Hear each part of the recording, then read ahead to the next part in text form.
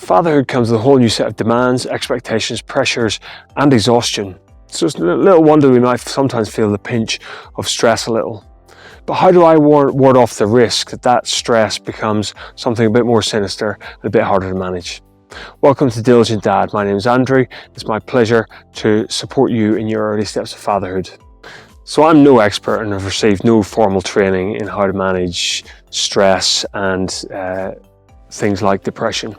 Apart from in my role as a school teacher, where I sometimes would be required to identify early stress in students so that can be managed effectively by the professionals at the school. If you are experiencing depression which you're struggling to manage, please do seek the help of the professional who will make sure you get the support that you need. I'm also fortunate I've never been diagnosed with a mental illness myself, so this is just me talking about what I do to ward off the risk that the normal pressures and stresses of parenthood grow into something which becomes an unmanageable mental health issue. So I've always been particularly focused on making sure that I get some form of good, decent exercise, at least maybe 5 times a week, whether that be a run or, for me, a run or strength exercise. But with the pressures of fatherhood, it's particularly on my time, and maybe to an extent my energy levels, I've had to think even smarter about how I can make sure that I can fit in that exercise at times whenever it suits me, because it's the exercise I feel is one of the key tools that I have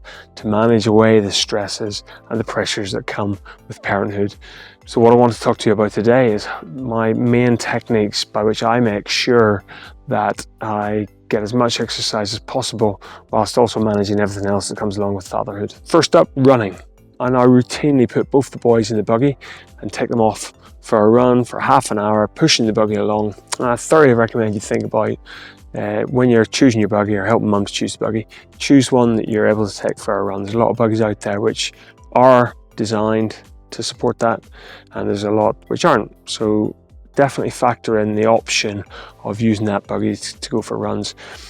Added advantage when I've got both the boys in the buggy is that mum has half an hour to herself to do whatever she wants or needs to do as well. So everyone kind of wins. I'm getting the exercise, mum is also getting some time to herself. Secondly then, I also have a chin-up bar, standalone chin-up bar set up in the garden all through the summer months in particular.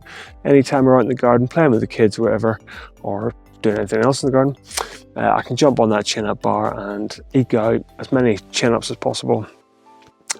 If, like me, you can only do a couple, well, then it's a case of doing other bodyweight exercises, press-ups, sit-ups, whatever it is, just making a point, thinking to yourself, right, I've got 15 seconds now. I'm going to jump on that chin-up bar, I'm going to jump down, do a few press-ups, taking the opportunities as and when I get them. And in fact, what I sometimes say to myself is, right, every time I walk past the chin-up bar today, I've got to do 4 or 5 chin-ups. It's just a way of slotting in throughout the day, making sure that I'm holding myself accountable to get some form of exercise done and make myself feel a bit better.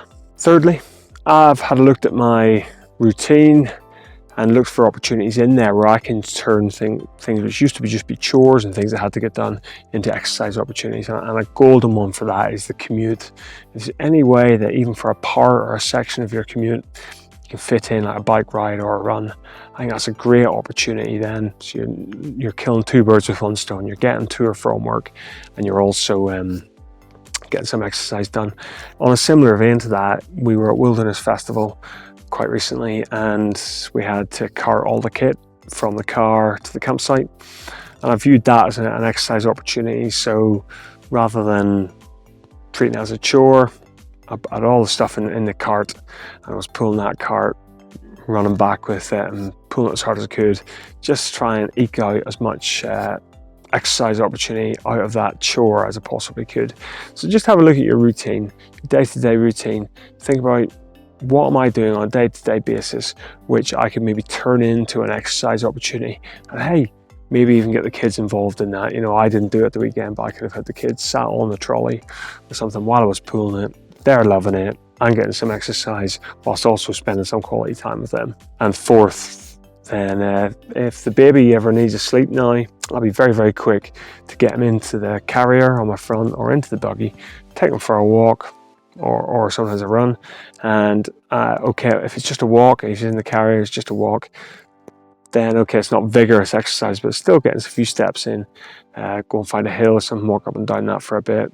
Baby's getting some sleep, mum's getting some time away from the baby, and you are getting a little bit of blood circulating around the system.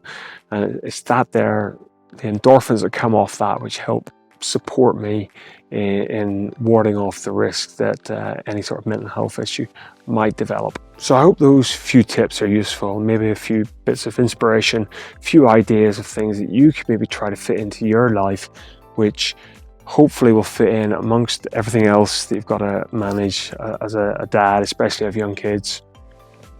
Well, I'm pretty convinced that if you can find time and absolutely prioritize getting some exercise done every day, you'll find yourself in a much better place mentally, physically, and much better able to operate and support your family as the dad that they need you to be.